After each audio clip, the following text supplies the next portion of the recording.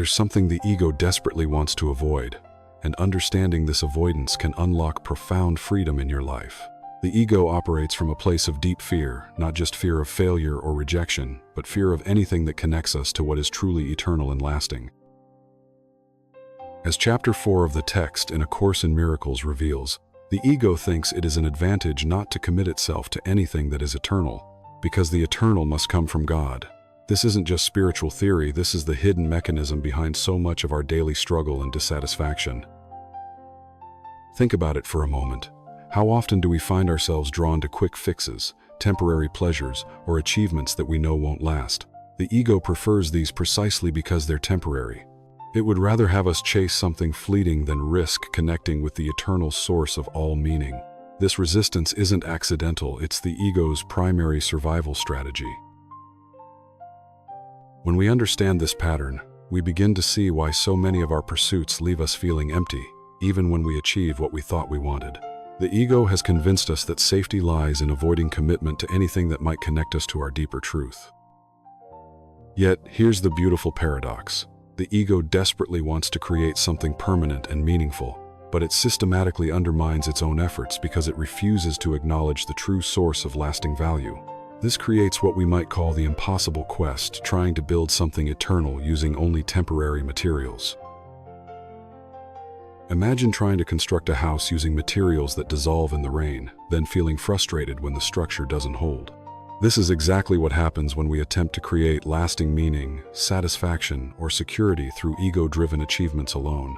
The foundation simply isn't designed to support what we're trying to build. This explains why even our greatest successes often feel hollow after the initial excitement fades. We've been trying to create permanence from impermanence, meaning from meaninglessness. It's not that our efforts are wrong, it's that we've been using the wrong foundation. The ego knows this, which is why it keeps us perpetually busy with what the Course calls distractions and diversions. These aren't random interruptions to our spiritual growth. They're carefully orchestrated by the ego to keep us from asking the deeper questions that would lead us home to truth. These distractions come in many forms. Sometimes they appear as urgent crises that demand our immediate attention. Other times, they manifest as fascinating intellectual puzzles that keep our minds occupied for hours, days, or even years. The ego is particularly clever at presenting these diversions as important, meaningful work. But notice what all these distractions have in common. They keep us focused on what the Course calls tangential issues and non-essentials. They prevent us from asking the fundamental questions. What is my real purpose? What would bring genuine peace? What am I really seeking beneath all this activity? The ego prefers to keep us analyzing problems rather than questioning why we have the problems in the first place. It would rather have us endlessly strategizing solutions than stepping back to examine whether the problem itself is real or necessary. This brings us to one of the ego's most sophisticated tricks: creating problems that are specifically designed to have no solution.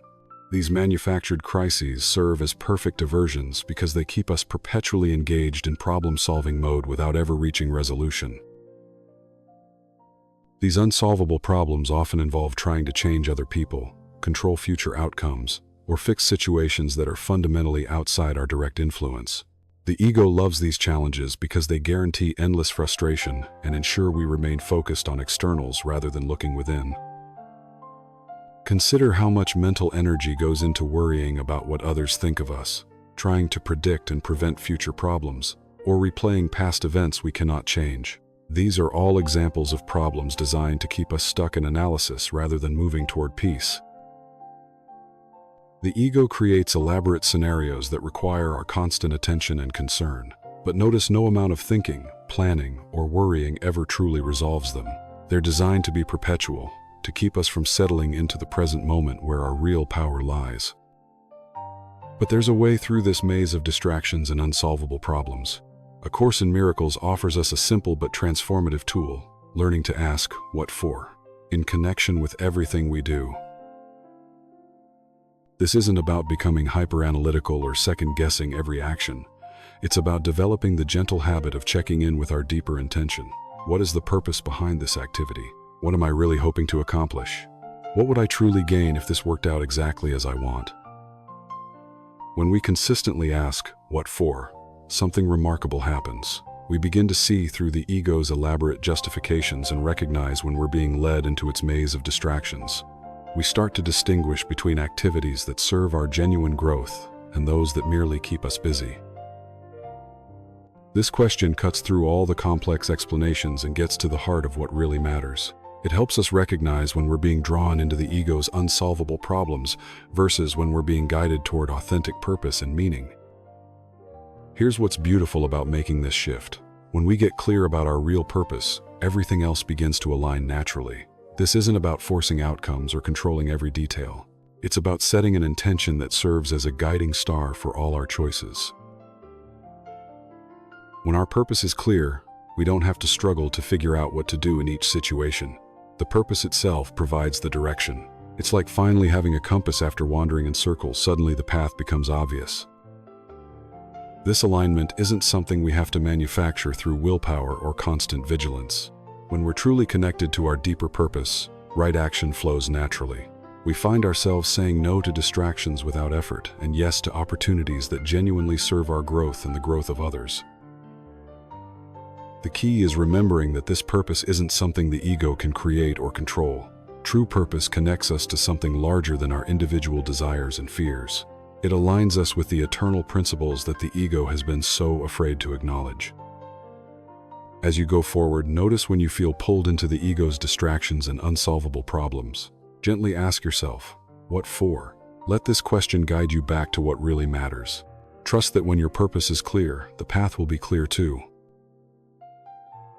If this perspective has brought you some clarity or peace, I invite you to share it with someone who might need this reminder today.